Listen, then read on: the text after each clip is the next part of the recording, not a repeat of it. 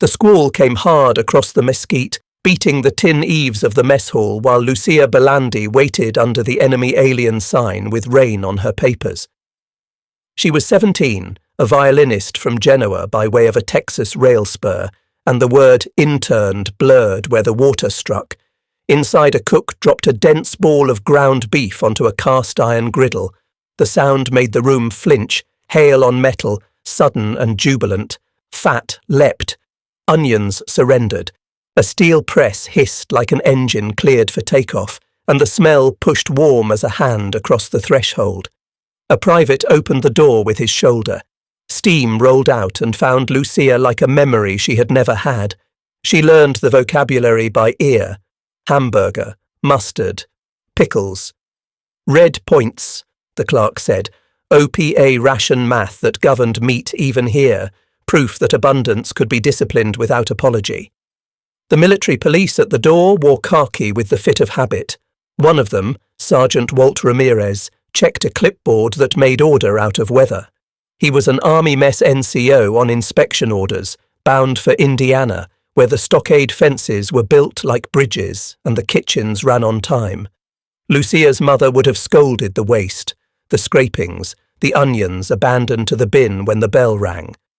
But the cook's economy followed a different arithmetic, designed for volume, heat, and morale.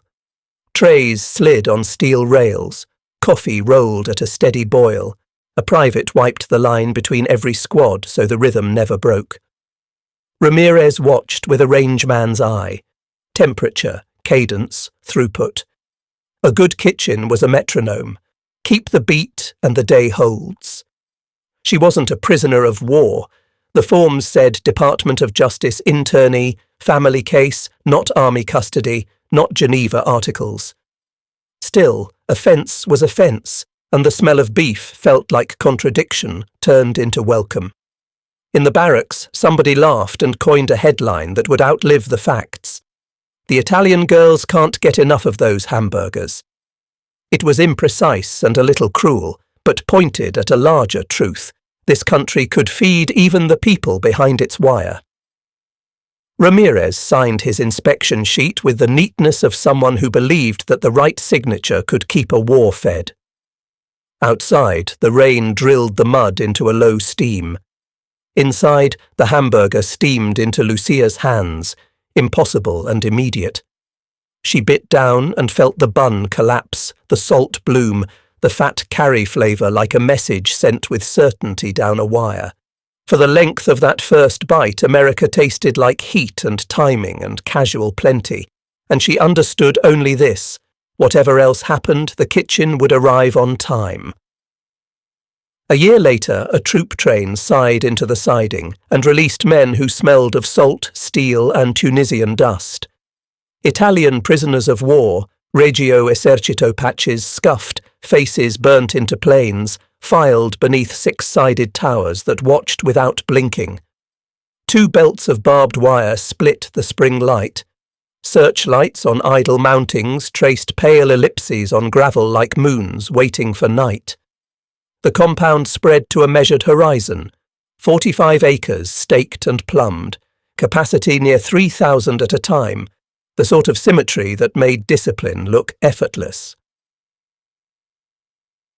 Sergeant Walt Ramirez met the convoy with a clipboard and the calm of a man who has turned chaos into chow more than once.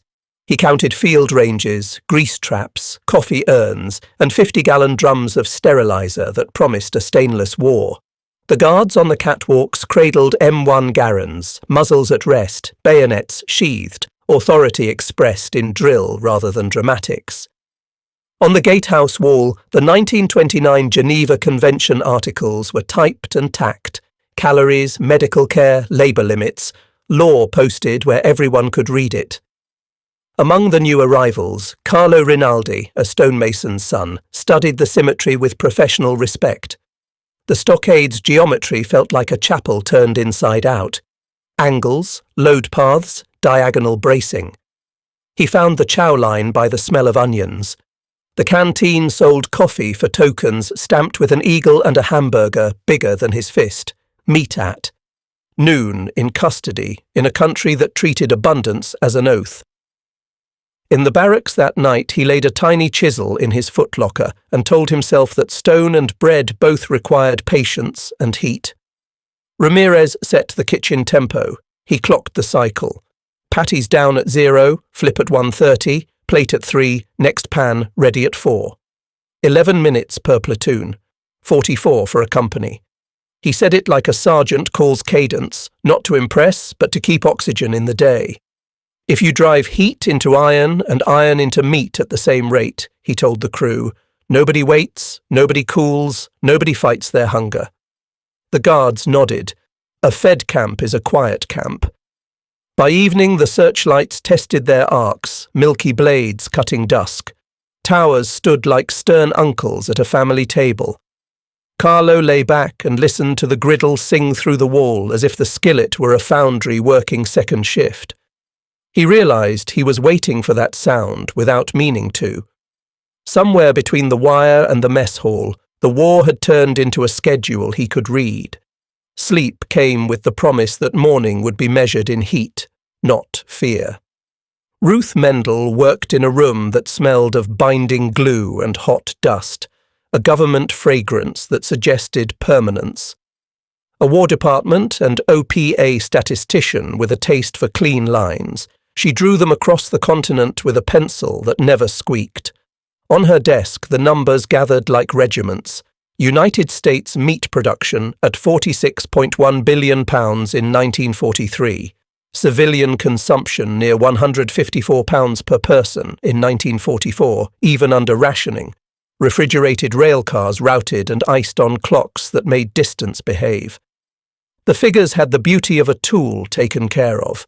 She kept 2 photographs pinned above the blotter, a DOJ internee line under a Texas squall, umbrellas bright as fruit, and a map of Camp Atterbury, penciled with its 45-acre stockade.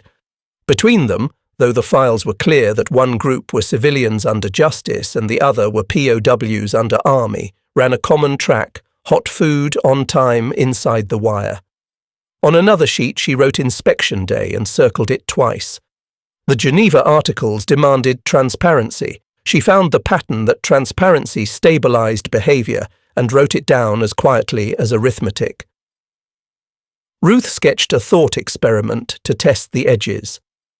If the Quartermaster Corps sustained depot issues at the current rate, a single day's beef allocation across the Homefront network would likely rival what Italian logistics could deliver to a corps in a lean week. She could not publish that sentence. She could only carry it like a spar of secret pride. Impossible, a colonel would have said, except the ledgers kept refusing to lie. The Republic produced at scales the old world could not imitate without surrendering something sacred. From Segoville she had a notation of a girl's first hamburger, no name, just an inspector's margin remark about surprise and gratitude.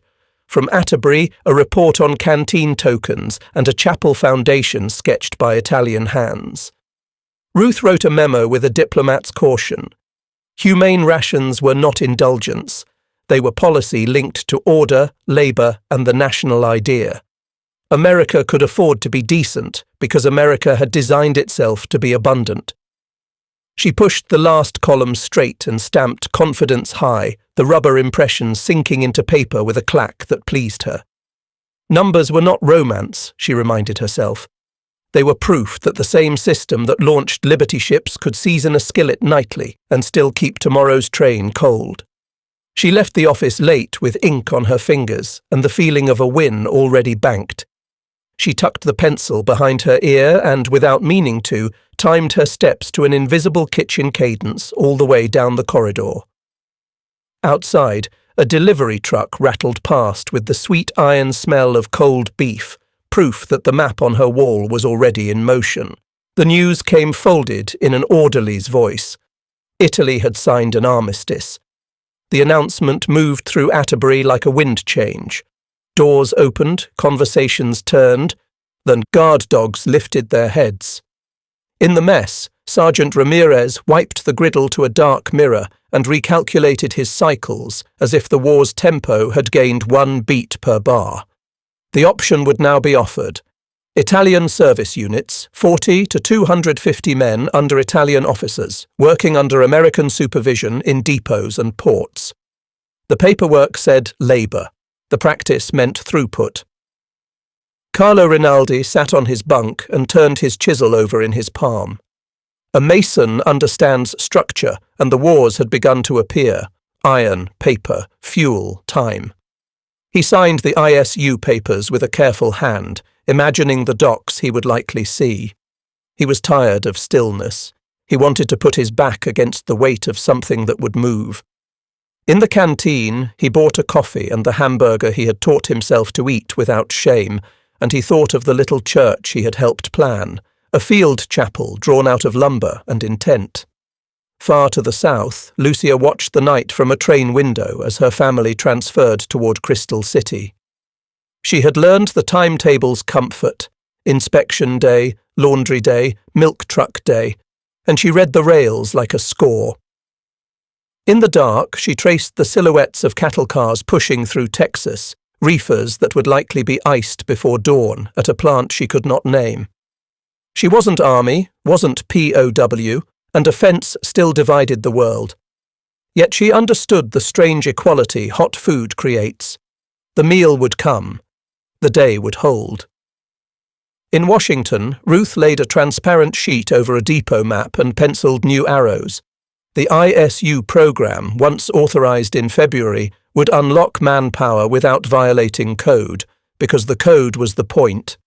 She wrote deliberately dry that humane transparency tends to stability, and that stability multiplies throughput. She added a note for herself: keep the menus visible. Let the inspections find us ready. It was policy as posture, and posture as strategy. By Winter's Hinge, the kitchen beat felt different. Ramirez told his crew that a griddle is a metronome: keep the count, and the day holds. The armistice had not ended anything for him, it had simply tuned the instrument. When he dismissed them after evening clean-up, he stood to hear the iron cool, a slow, satisfied tick, as if the skillet knew it had kept faith with the hour. Outside the towers, searchlights idled through their arcs, pale metronomes in the sky, keeping time for a camp that refused to lose the beat. Morning would come, measured in heat and coffee, and schedules that did not break. The river carried its own weather, a wet heat that softened the edges of steel. New Orleans worked to a deeper rhythm, stevedores and cranes moving in a pattern older than war and newly accelerated by it. Carlo's Italian service unit reported to a pier chalked with numbers. The chalk mattered more than rank out here. He learned fast. Pallet footprints were measured to the inch, winch drums to the pound, and a Liberty ship's draft marks told you at a glance what the next hour required. He wore a plain armband with Italy stitched on it and discovered how quickly a man could move mountains when the mountain was freight. Ramirez appeared in the pier canteen with a sheaf of standardized procedures and the easy authority of a sergeant who has made kitchens behave on 3 posts. He checked grease trap flow and stove pressure, scribbled BTU readings like a man writing a letter to Tuesday. The griddle here gleamed with a black that spoke of 1,000 meals. He touched it with the back of his hand, the testing gesture of a professional. Cooks swapped stories in accents that braided the country. The burger line moved quick as a drill team. Ruth toured the port with a clipboard and a look that took in cranes and cups with equal seriousness. Tons per hour, berth occupancy, reefer car turns. She let the figures settle into a lattice she could climb. She understood that the hamburger on Carlo's plate was connected by invoices and ice plants to the beef leaving Kansas at dawn. She watched a dock boss quietly hand a sandwich to a man in a patched coat who wore the guarded expression of someone. Newly out from behind a fence, there was decency here that needed no affidavit. Lucia's letter reached the chaplain's office by way of a forward from Texas, music notes sketched in the margins like birds. She wrote that the mess hall smelled like a holiday morning even when the calendar said otherwise. The chaplain posted it on the canteen board after crossing out her last name. A cook read the lines and kept his hands moving. The best way to answer a letter like that was to keep the sliders hot and the coffee honest. At dusk, the whistle blew and cranes froze in mid-gesture, statues rehearsing a new myth. Carlo pocketed a canteen token stamped with an eagle and thought of keeping it forever. Ramirez watched the tray line clean down to steel and, satisfied, signed the final page. The night shift would take the rhythm from there. The river breathed, the ships turned, and the kitchen met the hour the way it always did, with heat held steady and work moving forward. Somewhere upriver, a reefer train clattered over a bridge, ice thick in its bunkers, proof that the map Ruth carried could feed a city by supper time. He wrote in a neat, spare hand learned at a staff college that prized geometry over improvisation. The notebook came home in a captured satchel, and Ruth read it when the translations cleared. Incredulity braided into arithmetic. Reports from prisoners indicated that American camps posted menus openly and that inspection days found fare not unlike the rations promised to our own frontline battalions. Rumour spoke of Coca-Cola, theatre nights, and chapels built from scrap. A grainy photograph showed a small altar framed by rough benches and sunlight. The officer called it impossible and then copied it into his file. He copied numbers in the margins from a leaflet he did not trust. Approximately 51,000 Italians held in America, roughly 380,000 Germans alongside them, all under a code that insisted upon calories, medical care, and measured labour. He dismissed it as exaggeration, then wrote the numbers again because they were too specific to be invention. He looked at the figures from his depots and saw the slope bending. Convoys harried, rails severed, warehouses brittle from lack. He sketched a triangle of want and wrote under it morale. Ruth closed the notebook and stared through the office window at a sky busy with contrails. She set the foreign diary beside her domestic ledger, where 46.1 billion pounds of meat in 1943 remained a fact that resisted rhetoric. She would not write the comparison into her report. She would only mark asterisks where the impossible threatened to become ordinary. It would have seemed boastful to say that a nation at war could maintain civilian consumption near £154 per person and still keep the ports humming. She let the figures do the speaking. Carlo, who had never read a staff manual, lifted a burger on his break and tasted the difference between slogans and ships moved on time. He had once believed that glory ran on speeches. Now he believed it ran on pallets sequenced to cranes that never slept. In a barracks somewhere in Texas, Lucia played a hymn on a borrowed violin and made the mess hall quiet. The guard at the door listened with his hat in his hands and watched the clock. The quartermaster's notebook ended with a sentence cut short. "We cannot." Ruth, who liked endings tidy, supplied the rest in silence. "We cannot match a nation that chose, long before the shooting, to be ready in both ledger and kitchen." She closed the file and reached for the next stack, the way a cook reaches for the next tray without slowing. She underlined nothing, because the math did the underlining for her. Somewhere, a sergeant flipped a patty at the mark and proved without speeches that schedules could beat sermons. Outside the window, a refrigerated truck downshifted, and the noise carried like certainty through the bureaucratic calm. The snow came in a hard slant that made the beet rows look like ripples on a white sea. Wind burned the ears and pinched the knuckles until tools felt like arguments you had to win to hold. Italian. POW crews bent to the work with the practiced stubbornness of men who had learned that staying warm requires motion. When the farm canteen opened its door, heat and the scent of searing beef poured out like a rescue. The griddle hissed high and constant, a forge that turned the frozen morning into something you could name. Ramirez had been here 2 days, standardizing a kitchen that had drifted toward improvisation. He tacked his procedures to the board with the gravity of a chaplain pinning up a hymn. Griddle rotation, sanitation cycles, serving cadence. He measured stove pressure, cleared a grease trap that had been trying to fail in secret, and rebalanced the line so plates arrived hot. He hated waste, He also hated false economy. In the bucket by the prep table, trim and crust and onions told a true story. America could afford to run generous and still end the day in balance. Carlo's crew came in blue with cold and stood a respectful half-pace from the counter until the cook waved them closer. The burger that landed in his palm steamed through the winter air. A farmer in a wool cap said it with a grin that asked permission to joke, as big as Sicily. Carlo laughed because the likeness was kind, and because the meat tasted like a bargain kept. He handed the second half to a man young enough to still be angry and said quietly, "Eat." The young man did.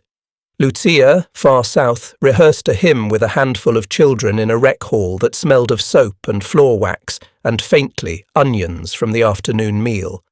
She told them to breathe into the phrase like warming their hands. Outside, the wire hummed in the wind, as if the fence itself were trying to sing on pitch. She had stopped thinking of the kitchen as contradiction and started thinking of it as a metronome. The next meal would arrive, the day would hold. Ruth's winter memo advised against supply complacency. Reefer cars must keep their turns, salt stocks stay high, coffee roasting schedules remain tight against storms. She wrote it without drama and added a line she left out of the official copy. A hot meal on time is a kind of air power. Ramirez would have smiled at that. He watched snow hiss to steam where it met the griddle and thought, there. Winter reduced to vapour by organised heat. He picked up his clipboard and kept the count. Outside, the storm spent itself against doors that stayed open on schedule. The chapel rose from a patch of meadow the way a tune rises from a soldier who hums to hold his courage steady. It was not grand, stone lifted hand to hand, timber set by men who measured square by eye, but it held its shape because craft remembers. Italian prisoners cut and set and sanded, their hands learning American lumber the way their ears had learned American kitchen slang, board by board, knot by knot, until the grain began to feel familiar. Ramirez brought coffee for the crew, and when the blessing day came, quietly arranged burgers for the choir behind the mess shed where the wind could not steal the heat. When the searchlights idled above the wire, their pale cones sweeping the sky as if rehearsing for emergency, the chapel looked like a small argument against the darkness. A priest spoke the words that fit his office, and a Protestant chaplain stood at ease at the edge, hat in hand, a silhouette of agreement. Carlo carved a date and a cross into a pew's underside where only a cleaner would find it, not as secrecy, but as workmanship, a mason's way of signing without insistence. The fence remained. The towers rose like tall metronomes keeping custody in time, their catwalks smelling faintly of creosote and gun oil. Lucia heard about the chapel months later in a letter a guard read and tried to summarize without mangling the poetry. She composed a violin piece she titled Wire and Meadow and taught it to girls whose fathers were in other camps. They played on a Sunday afternoon when the heat came down off the Texas sky in visible sheets. Good wood carried the notes like cool water. In the back, a cook leaned against stacked trays and closed his eyes as if the melody were a memory of a simpler kitchen. Ruth filed an appendix that would have looked bloodless to men with calloused hands. Correlation of religious services, disciplinary incidents, and labour productivity. The numbers suggested what decent people already knew: dignity steadies a place. She did not claim causation where the record was incomplete. She wrote that services and canteen regularity were typically associated with fewer fights and steadier work tempo. She added that inspection transparency likely contributed.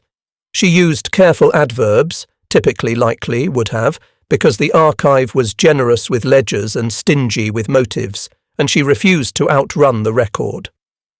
When the blessing ended, the searchlight beams clicked off one by one, and the towers stood like attentive uncles at ease. The kitchen kept whispering, iron cooling in little ticks a listener might mistake for rain. Ramirez stacked his clipboards and took a breath that smelled of coffee, wood, and distant onions.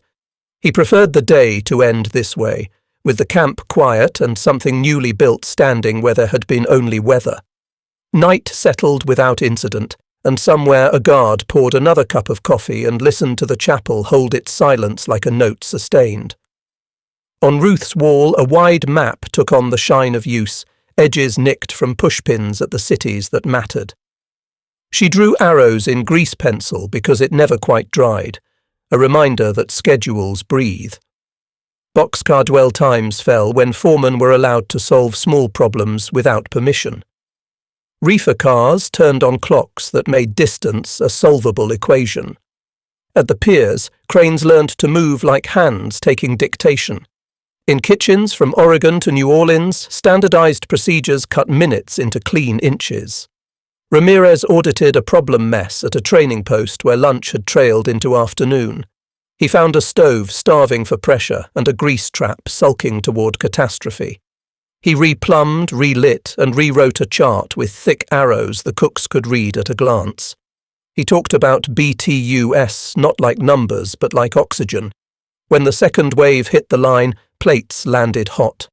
He timed the cycle with his watch and grinned without show. Soldiers who had braced to be angry just chewed and moved on. Carlo trained a new ISU crew chief on pallet math. Count not by pieces but by layers. See the ship as appetite, the pier as throat. He had learned to listen to winch motors and to read a draft mark as if it were a fortune. He liked the moment when a hold emptied so fast, the air rushed to fill it like weather. He liked better the walk back to the canteen, where a burger and coffee marked that they had matched the hour. Lucia's hymn travelled farther than she expected, copied by hand and played on Sundays in places she would never see. Wives weighed red point stamps against pay envelopes while the music threaded between coffee urns and trays. She understood that comfort had tactics. You opened the hall on time, you kept the milk cold, you salted the meat. You did not apologize for doing it well. Ruth stared at a column people call impossible until it arrives on their desk.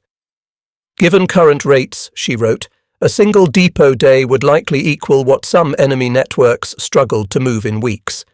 She added would likely, not must, because she respected the limits of inference. Even softened, the statement reframed the war. The United States had turned kitchens, rails, ships and ledgers into one instrument. The hamburger in a prisoner's hand was a packet moving cleanly through the network toward the front where endurance lives. She capped the grease pencil and stepped back from the map. The arrows looked like a tide. The door clicked. The next problem waited. She smiled at the thought that the solution would probably begin with heat and timing and a cook who refused to serve lukewarm. The briefing room was all wood panel and buzzing lights, a place where arguments ended in signatures. Ruth laid her deck on the lectern and looked at faces that could turn numbers into orders. She began with the unromantic: inspection schedules, menu postings, Geneva-mandated caloric baselines observed in both Army, camps and Department of Justice family facilities. She explained, in sentences without swagger, that on inspection days POW and internee menus regularly met or exceeded the rations promised by code, and that keeping them visible was a discipline, not a flourish. Then she set the anchor points even skeptics respect. United States meat production in 1943, £46.1 billion. Civilian consumption in 1944, near £154 per person despite rationing, a figure that read like audacity to men who had rationed hope. Approximately 51,000 Italian prisoners in US custody, nearly 380,000 Germans. Humane discipline correlated with lower incident rates and steadier labour tempo. ISU participation transformed idle time into throughput without violating code. She didn't say victory, she said stability, and let the inference stand. A colonel asked if generosity in custody risked softness elsewhere. Ruth answered with economy. Decency was cheaper than disorder. Kitchens run to standard buy time for ships, rails, and regiments. She could have added that moral clarity kept the nation's centre of gravity intact, but she preferred to let the ledger make the case. Another officer wondered about vulnerability. What if a plant failed? A rail iced? Ruth had winter memos ready, reefer turns, salt stocks, coffee schedules. She had written the cautions before the storms came and the follow-ups after, and the graphs bore out the boring truth she prized. Preparedness looks like nothing until it fails. Ramirez had business in the building that day, a kitchen audit that smelled of dull coffee and old paint. He drifted to the doorway and caught a sentence about grease traps that made him smile. He liked seeing his world translated into the Republic's larger grammar. On a bench by the corridor, he shared a cigarette with a clerk who had never seen a field range, and in the quiet confessed he was superstitious about skillets. Keep them seasoned and maybe the world holds. When Ruth finished, the room was quiet in the useful way. Someone coughed, someone signed, and the argument became policy. She closed her folder without triumph. The numbers were never hers. They were the country's. The shortest path to victory, she said in conclusion, is a hot meal, on time, for all who stand under our protection, even the ones behind our wire. The sentence made no noise when it landed, but people wrote it down. On her way out, she passed a window where a cafeteria cook was flipping patties to a clock no one else could hear. She counted 2 beats between the clicks and felt, with a small and private certainty, that the Republic still had time on its side. Trains began to run the other way with a steadiness that felt like grace earned. Men who had come under guard walked toward ships with papers in their pockets and American songs in their throats. Carlo rode past stations wounded by years that had not forgiven them and pressed his palm to the canteen token in his coat, an eagle worn smooth by the comfort of carrying it.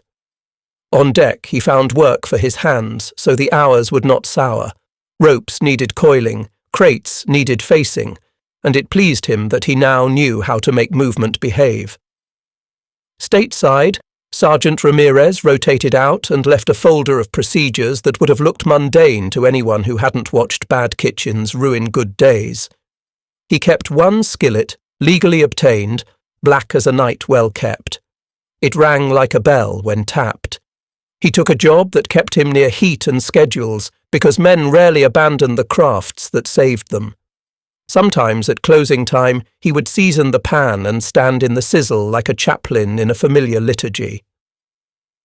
Lucia and her mother left the wire and moved into a world that felt too open at first, sky on all sides like a door without a frame. She kept the violin and the habit of reading timetables. She could walk away from the rumour that had made her a punchline, but she didn't. She told it straight. There had been no female Italian POWs in army compounds, only women like her under justice, and yet the food had arrived hot and regular. She said it without apology because accuracy was a form of gratitude. Ruth audited the final ledgers with the melancholy satisfaction of a mechanic listening to an engine wind down. Port tonnage, rail mileage, calories consumed. They looked dry until you remembered they had been carried in the hands and bellies of people who would remember the taste of certain days forever. She tracked the quiet aftermaths too, marriages that began with a canteen joke, immigration papers filed by former prisoners who decided the rumour about America might still be true from the outside. On a stove in a small kitchen that didn't know it was part of a national tradition, Ramirez flipped a burger and breathed in the old cadence. In a Genoa bakery, Carlo shaped bread with the care of a man laying a foundation. In Texas, Lucia drew her bow across a string and found that the note she wanted most still sounded like a train arriving on time. The war narrowed into memory, but the discipline remained. Heat steady, schedules honest, decency practiced until it felt like the only professional stance worth keeping. The rumour survives because a truth hides in it. There were no female Italian prisoners of war in American army compounds. The women behind US fences were Department of Justice internees, families classified as enemy aliens by a bureaucracy that spoke in forms and stamps. Yet the story that Italian girls couldn't get enough hamburgers points, clumsily, toward a reality that deserves to be remembered without the noise. Even those in custody encountered an abundance so sustained that it began to feel like terrain, the ground you lived on. The hamburger was not novelty, it was policy made edible. In the years when numbers had to carry more weight than speeches, the Republic produced £46.1 billion of meat in 1943 and kept civilian consumption near £154 per person in 1944. It enrolled approximately 51,000 Italian POWs and hundreds of thousands of Germans in systems that enforced the 1929 Geneva Convention not as indulgence but as doctrine: calories, care, transparency. After Italy's armistice, it offered Italian service units that turned stillness into useful movement without breaking the code that made victory worth the name. Humane custody did not slow the thrust, it sped it by reducing friction inside the machine. A nation that can feed its enemies better than its enemies can feed their own soldiers has already altered the slope of the war. You can hear that sentence as pride or as policy. It was both. Ruth would have said likely where a braggart would say always, but the shape of the evidence remains. Camps run to standard yield fewer incidents, steadier labour, surer clocks at the piers. Kitchens built like instruments keep tempo across distances tyrannies cannot govern. Sergeant Ramirez would have called it common sense. Carlo would have called it work well done. Lucia would have called it mercy that tasted of onions. The legacy isn't a taste so much as a practice. Keep the inspection day honest. Keep the reefers turning. Keep the coffee at the rolling boil and the griddle seasoned to a black that remembers everything asked of it. Honour the difference between POW and internee, not just in law, but in language. Tell the rumour straight before you let it stand for anything. And when a modern reader asks how industrial democracy beat a continent of drill and terror, take them to a kitchen that smelled of onions and iron and show them a line that never breaks. In the America that won, the ledger and the skillet worked the same shift. The fence was real, so was the benevolence practiced with discipline. Behind the wire, a hamburger tasted like a schedule kept, and that flavour still lingers where the lights stay on and the trains arrive on time. The war's great numbers still sound impossible because they were designed to be rail miles stacked like cords, ship turnarounds counted in breaths, kitchens that could pivot from dawn to midnight without losing tempo. What tyrannies trumpeted as hardness, the Republic matched with competence and a stubborn insistence on decency as doctrine. That was the quiet revolution.